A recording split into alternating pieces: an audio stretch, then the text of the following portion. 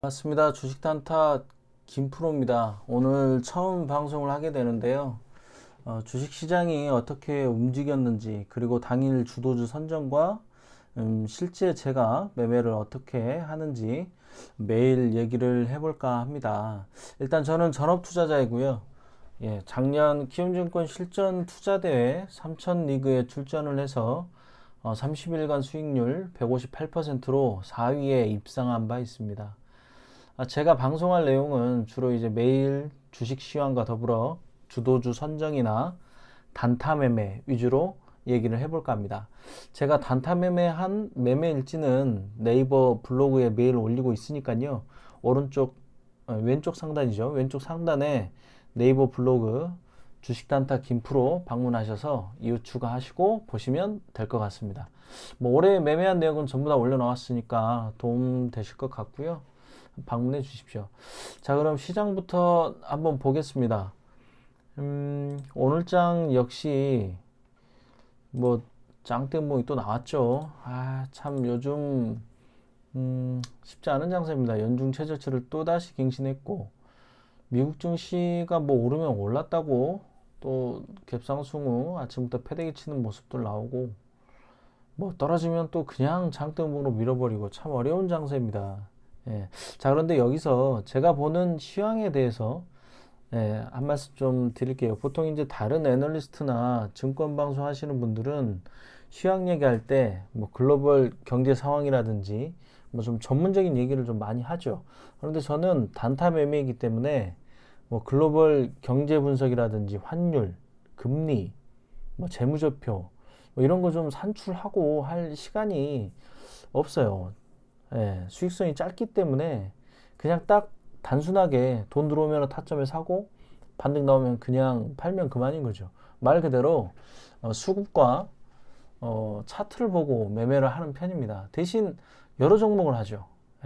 수익성이 짧은 대신에 하루에 많은 종목을 매매를 좀 하는 편이고, 그래서 이제 다른 애널리스트 분들이 환율, 금리, 이런 얘기 많이 하지만 저는 좀 그런 부분들은 많이 얘기를 안 할 거고요.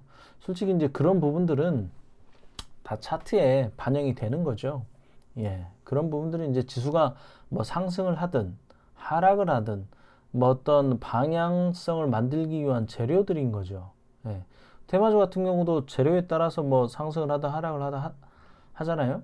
지수도 마찬가지입니다. 그런 부분들은 하나의 재료들일 뿐이지 결국 시장의 돈이 어떻게 흘러가는지, 그리고 그런 결과가 또 차트에 어떻게 드러나는지, 단타 매매꾼들한테는 그 부분이 더 중요한 거죠. 따라서 이제 돈의 흐름, 수급이죠. 자, 수급과 차트를 보면은 이런 좀 경제적인 전문적인 부분도 잘 몰라도 다 매매가 가능하다. 그렇게 이제 제가 말씀을 드리고요. 또 이제 그런 부분들이 좀 궁금하면 애널리스트 분들이 열심히 하시니까 우리는 그냥 참고만 하면 되고, 괜히 미국과 중국이 연말에 무역 협상할 것 같아, 아니면 중간선거 끝나면 오를 거다, 그런 소설은 우리가 쓸 필요가 없는 거예요. 그냥 시장이 보여주는 대로 돈 들어오는 흐름, 수급과 차트를 보면서 매매를 하면 됩니다. 자, 그렇다면은 수급부터 한번 볼게요. 수급부터 한번 보죠. 자, 수급은 일단 요거 하면 이제 제가 모니터를 이제 주로 매매할 때 쓰는 모니터는 두 개인데, 이제 차트나 기타 수급 들어오는 현황을 보는 화면이에요. 자, 지수에 대한 수급은 저 같은 경우 이제 요걸 봅니다. 저는 이제 증권사를 두 개를 쓰는데요. 대신증권과 키움증권 두 개 다 쓰는데, 매매는 이제 키움으로 하고, 키움에서 이제 해결 안 되는 보조지표나 종목 검색 이런 거는 대신증권을 쓰는 편입니다. 자, 대신증권은 이제 7225번 시장 매매 흐름 분석이랑 창이고요. 키움증권 같은 경우는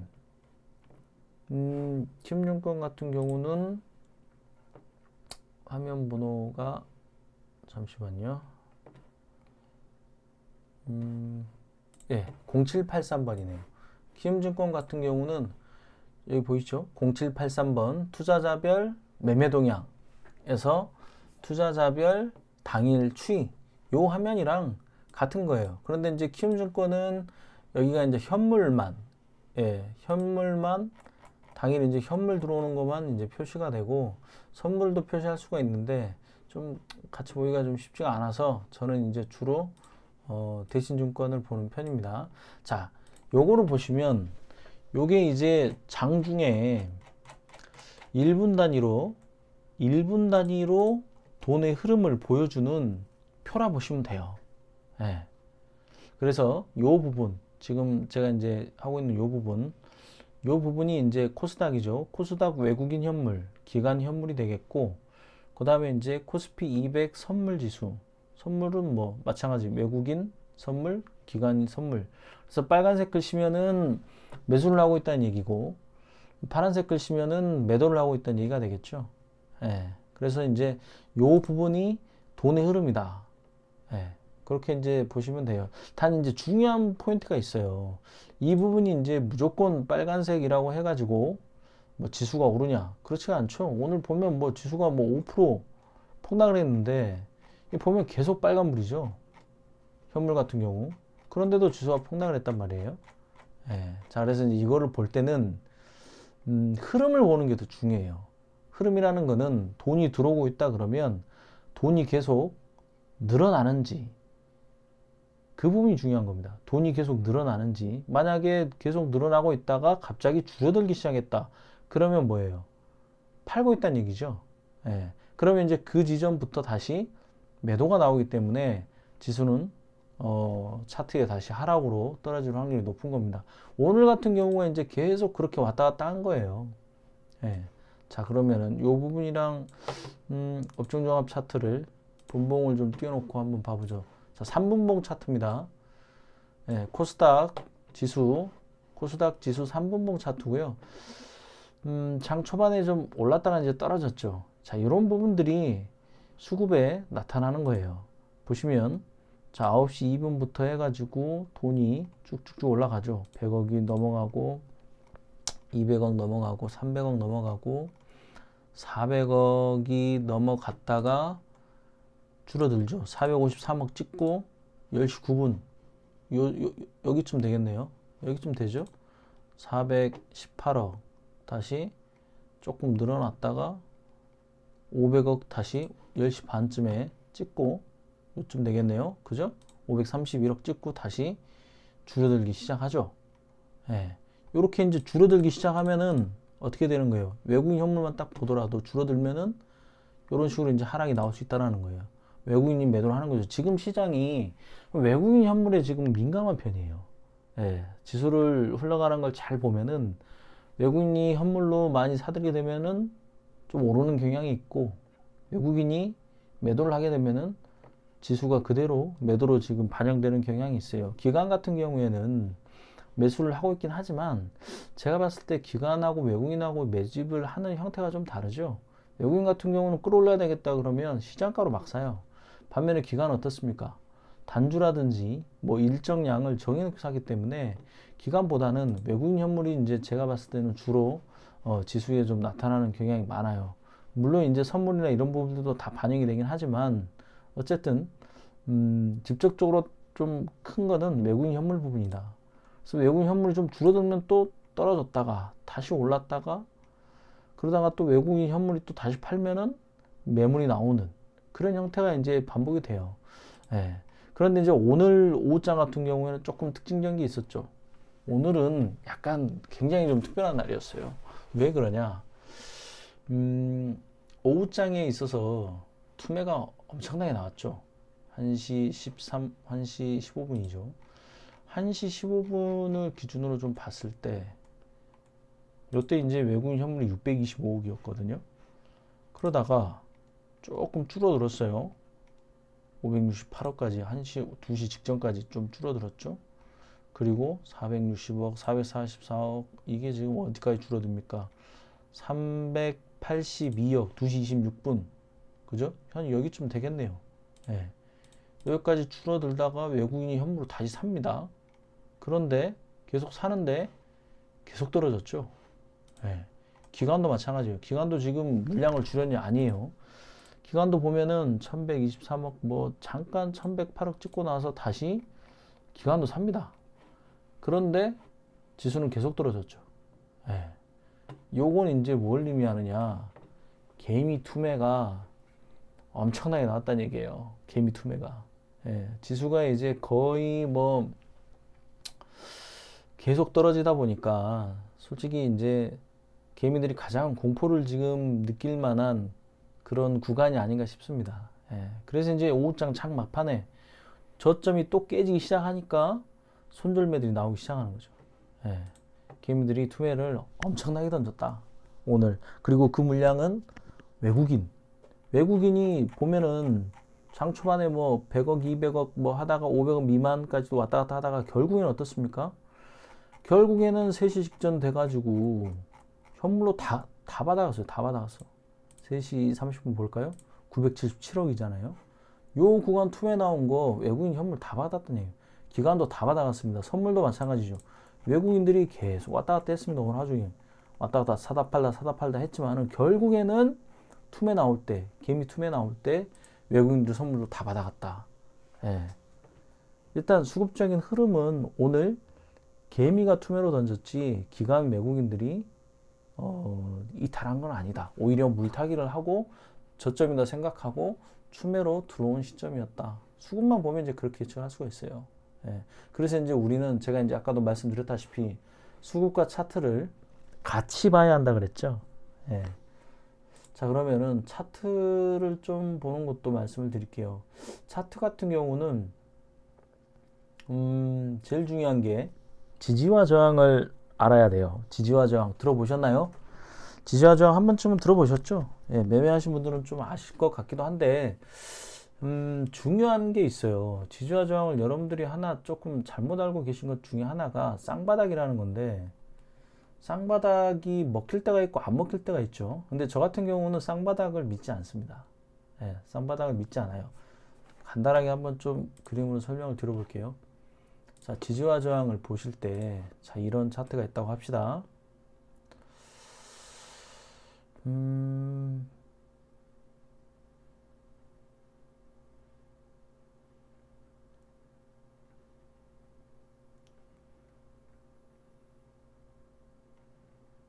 자, 이런 차트가 있다고 합시다. 예, 그림은 좀 뭐 그냥 그렸는데 이해해서 봐주시고, 어떤 이 종목의 주인이 A라는 종목의 이 주인이 매집을 뭐 이 아래에서 했다고 합시다. 이 부분이 어디든 매집을 했어요. 자, 그러면 고점까지 왔으니까 어떻게 하겠어요? 차익 실현을 했겠죠. 예, 차익 실현을 하다가 뭐 어느 지점에서 저점을 다시 형신을 하고 이 종목의 주인이 돈을 또 씁니다. 그리고 나서 신고가를 갱신했죠. 자, 신고가를 갱신한다는 얘기는 뭐예요? 돈을 더 썼다는 얘기예요. 평단을 더 끌어올려서라도 어쨌든 이 종목을 끌어올리겠다는 얘기입니다. 자, 그렇게 해서 다시 고점을 찍고 차익 매물 또 던집니다. 그러다가 또 어느 지점에서 지지를 하게 되는 거죠. 지지를 하고 나서 또 그러고 나서 또 끌어올립니다. 그런데 돈을 쓰기 싫은 거예요. 그럼 어떻게 해요? 돈을 그렇게 많이 쓰지 않고 어느 정도까지 끌어올리는 거죠. 단 신고가 경신을 하지 않죠. 그리고 나서 다시 패대기를 치기 시작합니다.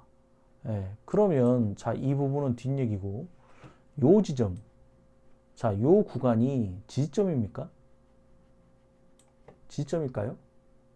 지지가 될 수도 있고 안 될 수도 있겠죠, 실은. 그렇지만 저 같은 사람은 이 부분을 지지점으로 보지 않아요. 왜? 신고가 경신을 하지 않고 경신하는 척하고 돈을 조금 쓰고 다시 끌어올린 거기 때문에 이 부분은 오히려 깨질 확률이 높다고 보는 거예요. 그냥 깨진다고 생각하는 게 그냥 맞아요. 그러면 이 부분이 깨지고 오히려 어느 정도의 더 떨어지고 이격 있게 좀 더 떨어진 지점, 투매죠, 투매가 나오는 지점 폭, 요쯤 돼서 우리는 지지점으로 보는 거예요. 저 같은 경우는. 그래서 이 부분 좀 오면 그냥 분할로 들어가는 겁니다. 분할로 들어갔다가 기술적 반등 폭만 먹고 또 빠지는 거죠. 단타 매매에 어떻게 보면 이게 핵심이 되는 원리예요. 여러분들, 종목 선정을 하고 나서 지지와 저항만 알아도 실은 주식에서 뭐 크게 다 대응을 할 수가 있습니다. 특히 눌림 매매는 지지와 저항을 잘 알면은 충분히 대응이 다 가능한 겁니다. 자, 다시 말씀드릴게요. 우리가 알고 있는 이 부분을 쌍바닥이라 해가지고 뭐 들어가라 마라 하는데 이 부분이 지지가 될지 지지가 안 될지는 모른다는 거죠. 예, 그렇기 때문에 여기를 쌍바닥 지점으로 보지 말고 그냥 투매가 나온다 보고 오히려 이격 있게 투매가 나온 요 지점쯤을 지지점으로 보는 게 맞다. 예, 그래서 요 부분으로부터 기술적 판단만 나오면 다시 떨어지는 확률이 높은 거죠. 그럼 요 부분이 또 지지점이에요? 아니란 얘기예요. 여기에서 다시 떨어지는 요 부분을 지점으로 보는 게 맞고 또다시 반등폭 나오면 기술적 반등에 털고 요 부분에서 또 지점을 보는 게 맞다 안 맞다? 아니란 얘기예요. 우리는 이 자리에 올 때까지 기다려야지. 얘가 여기로 가더라도 어쩔 수 없는 거예요. 이럴 때는. 예. 근데 이제 이 부분 좀 보면은 종목의 주인이 갖고 있는 평단이랑 가까워지는 시점이 올 수도 있겠죠. 그럴 때 쌍바닥이 형성되는 거예요. 예. 이 종목의 주인이 더 이상의 투매를 용납하지 않고 본인이 갖고 있는 물량이 남아있으면 쌍바닥으로 지지를 시키는 거죠, 사실상. 그래서 쌍바닥을 믿지 말아요. 쌍바닥을 믿지 마시고 그냥 투매가 더 나오고 예, 어느 정도 이격이 된 자리를 지지점으로 보는 게 맞다. 이해하시겠습니까? 지지와 저항. 자, 그러면 지수도 한번 보죠. 자, 지수 차트를 한번 보시면 뭐 최근 흐름이 다 그래요. 그렇게 그냥 이해를 하는 게 맞아요. 예. 지금 보시면 그냥 딱 뭐 며칠만 봐도 그러죠. 지금 이 날이 저점을 깨는 날이었죠. 예. 요런 자리들, 요 자리가 쌍바닥이 아니란 얘기예요. 지금 제 얘기는. 요런 자리들, 지금 요 자리 있죠, 요 자리. 요 자리 쌍바닥이 아니란 얘기야. 차라리 이 자리 들어가는 게 나을 수도 있어요. 이 자리 종배 들어가고 이날 또 투매 나왔으면 분할 매수 하는 거죠. 그리고 나서 기술적 반등 나오면 털어먹는 거예요. 또 이 자리, 요 자리가 지점입니까? 아니란 얘기예요. 최소한 요 지점 깨는 어느 정도 이격이 된 요런 자리나 요런 자리들까지 떨어지는 게 오히려 지점이 된다는 얘기죠. 요런 포인트가 우리는 이제 눌림이 들어가는 구간이에요. 단타꾼들이 요런 자리를 공략한다는 얘기예요. 그래서 요 자리 돌파할 때까지 노립니까? 아니에요. 그냥 요 자리만 나와도 그냥 던지는 거예요. 요거만 나와도. 예, 여기서 더 가든 여기서 더 가든 이건 상관없어요. 요 자리를 더 간다 그러면 신고가를 오히려 더 경신하고 추세를 전환한 다음에 새로운 지지점이 형성이 되는 거죠. 예, 어쨌든 요 자리에서 또 밀렸기 때문에 요 자리를 또 이겨가는 자리, 이런 자리도 되겠죠. 요런 자리, 요런 자리, 요런 자리에서 분할로 들어갔다가 기술적 반등 나오면 또 요 자리를 파는 거예요. 예, 파면 되는 거예요. 그리고 나서 또 이 신고가를 깼습니까? 못 깼죠. 요 자리까지밖에 안 가고 또 떨어졌잖아요. 여기 또 떨어졌잖아요. 그러면 요 자리를 깨는 자리, 요런 자리들이죠. 요런 자리에서 또 들어갔다가 다시 기술적 반등폭 돌파를 해야 되는데 못해죠. 아이, 힘이 없네. 그냥 던지는 거예요, 이런 자리에서. 예, 그냥 던지는 거고 또 이 자리를 깨는 어느 정도 이격이 나오는 시점, 한 번 여기쯤 되겠죠. 근데 요 자리에서부터 요럴 때 이제 수급을 같이 봐야 된다 이 얘기예요. 요 자리가 차트적으로는 차트를 봤을 때는 지지점으로 들어가야 될 자리라는 얘기예요. 예. 근데 우리는 한 번에 안 들어가죠. 눌림 매매하는 사람들은 절대 한 번에 들어가지 않습니다. 분할을 항상 들어가죠. 일정 간격으로 분할을 하는 거예요. 자, 여기서부터 이격이라 치면 여기쯤이라 칩시다. 하나, 둘, 뭐 셋, 넷, 종가까지 4분할이든 뭐든 차주에 요 부분은 같은 비중으로 해가지고 분할로 들어가죠. 그러면 평단 한 여기쯤 맞춰놓을 거 아닙니까? 그러면 또다시 기술적 반등이 나올 때 털고 나오면 된다는 얘기예요. 본전이 될 수도 있고 수익이 될 수도 있고 그거는 이제 종목에 따라서 달라지겠죠. 단 오늘 이 자리의 투매가 수급을 봤을 때 기관 외인이 던진 투매가 아니라 개미의 투매라는 얘기예요. 개미의 투매. 게다가 현물이 기관 외인 현물이 또 들어왔고 선물 지수도 장 끝나고 더 샀어요. 외국인들이 선물 보시면 5,800억 더 샀죠. 선물로도 외국인들이 현물 선물 들어왔기 때문에 내일장은 딱 봐도 아마 기술적 반등이 충분히 나올 수 있겠구나. 왜? 얘네들이 많이 샀잖아요. 시장의 주인이잖아요. 방향성을 결정한 사람들이 저점에서 지금 계속 받아주고 있고 일봉상으로도 투매 자리잖아요. 지금 그죠? 이런 구간은 분할로 들어가는 구간이에요. 개미들은 가장 공포를 느낄 수도 있을지 모르겠지만 어쨌든 우리 같은 단타 매매 하는 사람들은 오히려 매수 적기다. 예, 분할로 그냥 들어갔다가 반폭 나올 때 또 대응을 겁니다. 예, 이해하시겠어요? 지지와 저항. 그래서 수급적인 부분과 차트적인 부분을 같이 보고 대응을 하면 된다.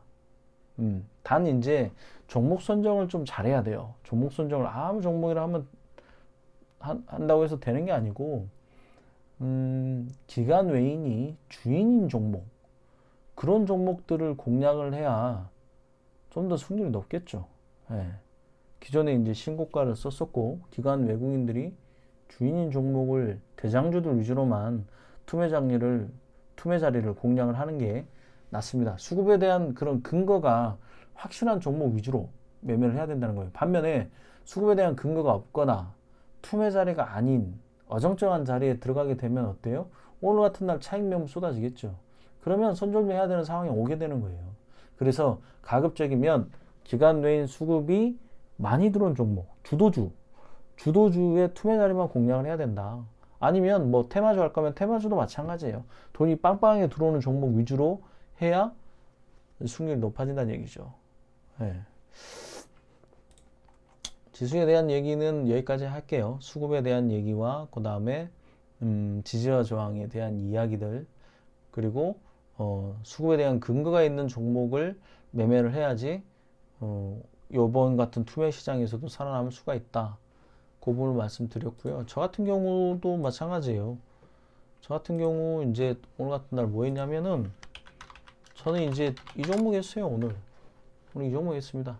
예. 이 종목 보면은 일봉상으로 보죠. 일봉상으로 보면은 뭐 일봉은 솔직히 뭐 하기가 그렇게 좋은 종목은 아니에요. 예. 그런데 저는 이제 단타잖아요. 저 같은 경우 이제 수급주, 기관의 수급주 같은 경우에는 목표가가 2%. 예. 그래서 기간 외에 양매수 들어오는 종목이면은 그냥 합니다. 그날 뭐 오늘 지수 5% 폭락하든 어쩌든 그날 4시간 돈 들어오는 종목 보인다. 그러면 저는 하거든요. 그래서 AP 시스템 같은 경우 오늘 이제 외국인들이 많이 샀었죠. 외국인들이 프로그램으로 계속 사는 게 보였어요. 예. 프로그램으로 계속 사고 있었고, 기간도 매수 단주가 계속 보였기 때문에 신고가 딱 장 초반에 정고점 돌파하고 나서 눌림자리에 분할 매수해가지고 2% 반등폭에 그냥 털고 나왔습니다. 이런 종목들 그냥 하는 거고요. 최근에 이제 수급이 좀 좋았던 종목들을 좀 보면은 뭐 저 같은 경우는 이제 GS건설 이 종목을 좀 매매를 했었어요. 이 종목을 보면은 자 보세요. GS건설 일봉을 한번 보죠.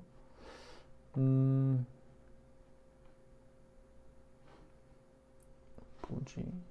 아 여기네. 자 GS건설 좀 화면을 좀 볼게요.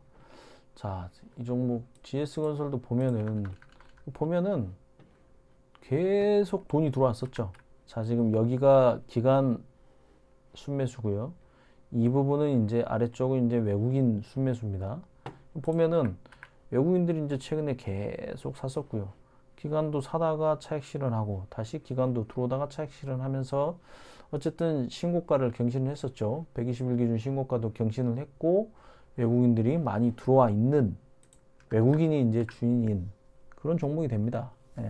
그래서 이제 신고가 쓰고 나서 계속 투매가 나왔어요. 지수가 하락하니까. 그럼 요 구간에서도 충분히 단타 매매하는 사람들은 매매가 가능하다.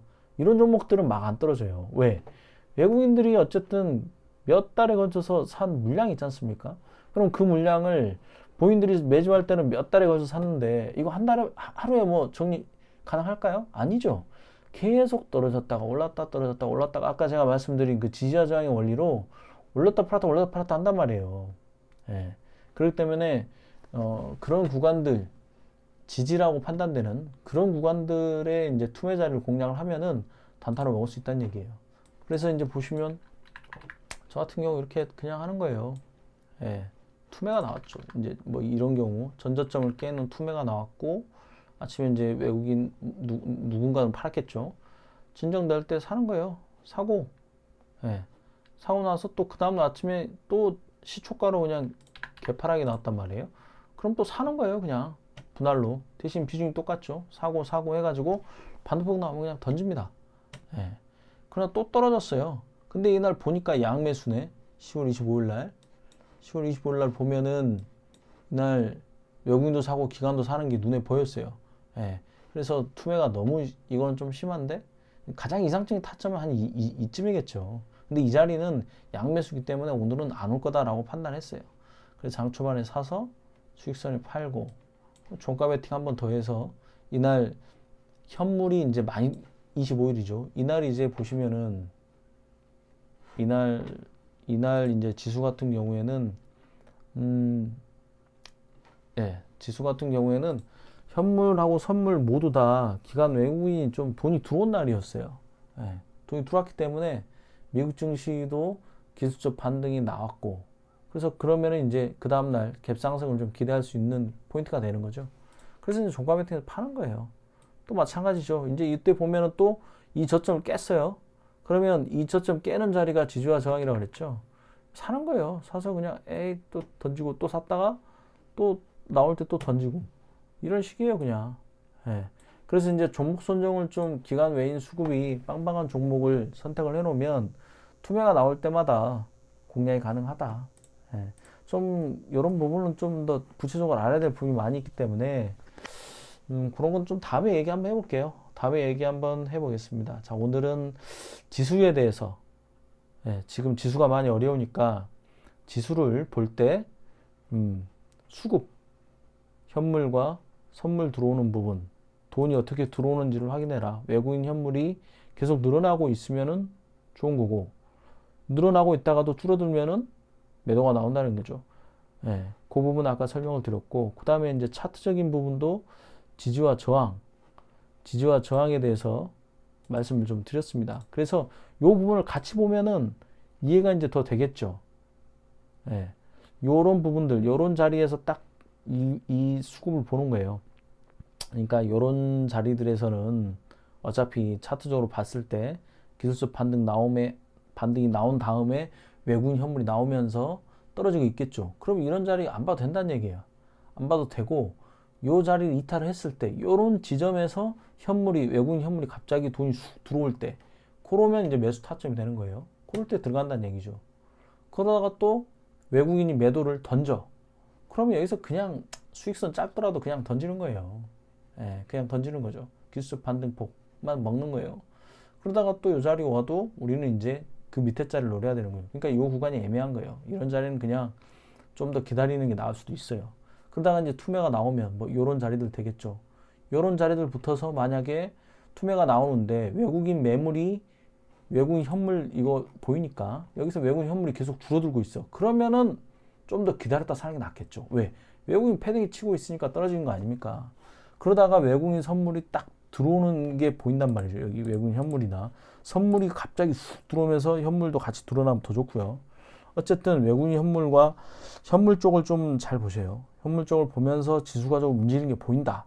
그러면 그때부터 사는 거예요. 그때부터 사는 거고, 투매가 나온다 하더라도 외국인이 파는 게 아니고 오늘처럼 개미가 투매로 막판에 던진 날에는 그냥 걱정하지 마시고 그냥 기법대로 하는 거죠. 기법대로 그냥 분할로 일정한 비중을 가지고 분할로 적정 부분 떨어질 때마다 그냥 매수를 해서, 예, 들어가 있으면은 아마 내일쯤 기술적 반등이 나올 확률이 높다.